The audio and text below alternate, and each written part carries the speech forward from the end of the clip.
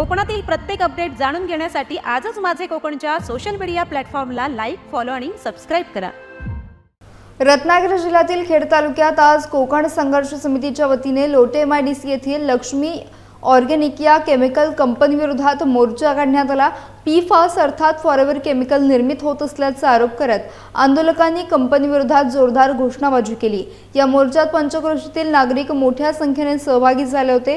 पर्यावरण आणि आरोग्यावर होणाऱ्या संभाव्य परिणामांच्या पार्श्वभूमीवर स्थानिकांनी तीव्र नाराजी व्यक्त केली आहे। दरम्यान आंदोलकांकडून करण्यात आलेल्या आरोपांवर लक्ष्मी ऑर्गॅनिक कंपनीचे व्यवस्थापक दीपक पाटील यांनी प्रत्युत्तर दिले। कंपनीकडून सर्व नियमांचे पालन केले जात असून पर्यावरणाला कोणताही धोका नसल्याचं त्यांनी स्पष्ट केलंय।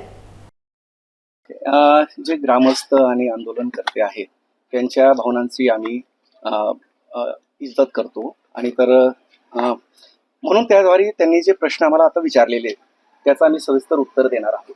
PFAS ही कॅटेगरी आहे, हा एक प्रोडक्ट नाहीये, याच्यात 10,000 पेक्षा जास्त प्रोडक्ट्स आहेत आणि लक्ष्मी येण्या आधी ही PFAS प्रोडक्ट्स आपल्या इथे वापरात येत आहेत, बनवले जात आहेत। भारतात सुमारे 55,000 मेट्रिक टन बरोबर एवढं PFAS प्रोडक्ट्सचं उत्पादन आहे। इम्पोर्टही होतंय, वापरले जाते, दैनंदिन जीवनात सुद्धा वापरलं जातं। याची ऍप्लिकेशन्स इलेक्ट्रॉनिक्समध्ये आहे, डिफेन्समध्ये आहे, मेडिकलमध्ये आहे आणि तर जे आता EV वगैरे चाललंय, जसं सेमीकंडक्टर आहे, त्या सगळ्यांमध्ये याचे ऍप्लिकेशन्स आहेत। म्हणून हे आपल्यासाठी सुद्धा गरजेचंच आहे। आम्ही आमचे प्रयत्न सुरूच ठेवणार आहे, कारण की याच्यात काय आहे महत्वाचं की PFAS बद्दल जो संभ्रम निर्माण झालेला आहे तो दूर व्हावा आणि तो सोप्या भाषेत आपण कसं सांगू शकतो हे आम्ही करतोय आणि ते करत राहणार, कारण की याच्यात फक्त लोकांना एज्युकेट करणं हा त्याचं सोल्युशन आहे आणि ते आम्ही करत राहणार। आम्ही आमच्याकडे जेवढे प्रश्न आलेले आम्ही सगळ्यांची उत्तरं देतो आहोत। ग्रामपंचायतींना सुद्धा आम्ही प्रश्न उत्तर पाठवलेले आहेत। आता PFAS जो आहे नष्ट होत नाही, याचा अर्थ काय, तो नष्ट होत नाही ही त्याची सुंदरता सुद्धा आहे, म्हणूनच त्याचे ऍप्लिकेशन्स आहेत। जिथे जिथे फायर रिटार्डंट प्रॉपर्टीज पाहिजे, जिथे वॉटर रिटार्डंट प्रॉपर्टीज पाहिजे, जे पाण्यापासून इलेक्ट्रॉनिक्सला सांभाळायचंय सपोज, बरोबर, मग त्यात हा घटक गेला की तो तापमान जेव्हा वाढतं तर तेव्हा त्याला आग लागत नाही, आग लागू देत नाही, असं ते संरक्षण करतं। म्हणून ते त्यामुळेच त्याचे उपयोग आपल्याला या डिफेन्समध्ये, इलेक्ट्रॉनिक्समध्ये आणि मेडिकलमध्ये सुद्धा पाहायला मिळतील। आता PFAS हा आमचा प्रोडक्ट आहे, PFAS कॅटेगरीचा एक प्रोडक्ट आहे, प्रोडक्ट आम्ही विकतो बरोबर।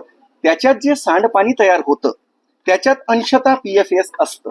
त्या पाण्याला आम्ही काय म्हणतो त्याला MWML तळोजाला जी फॅसिलिटी आहे MPCB ने अप्रूव्ह केलेली, तिथे आम्ही इन्सिनरेशनसाठी, इन्सिनरेशन म्हटलं तर एक भट्टी असते ती, त्याच्यात याला नष्ट करण्यासाठी 1200 डिग्री पर्यंत टेम्परेचर लागतं, 1200 डिग्री सेल्सिअस, त्याच्या खाली नाही। 800 ते 1200 मध्ये वेगवेगळे PFAS आहेत, तर काही 800ला जळायला सुरुवात होतात, काही 1200 पर्यंत जातात। 1200 पर्यंत सगळं काही नष्ट होतं आणि ते त्याच्या मूलभूत जे केमिकल्स आहेत त्याच्यात ते रूपांतरित होतं। पण तुम्ही किती घातक आहे मानवी आरोग्यासाठी? बघा, तसं म्हणायला गेलं PFAS काय, कोणतंही केमिकल, कोणतंही घाण पाणी जरी म्हटलो आपण, ते घातकच आहे शरीर आत गेलं तर।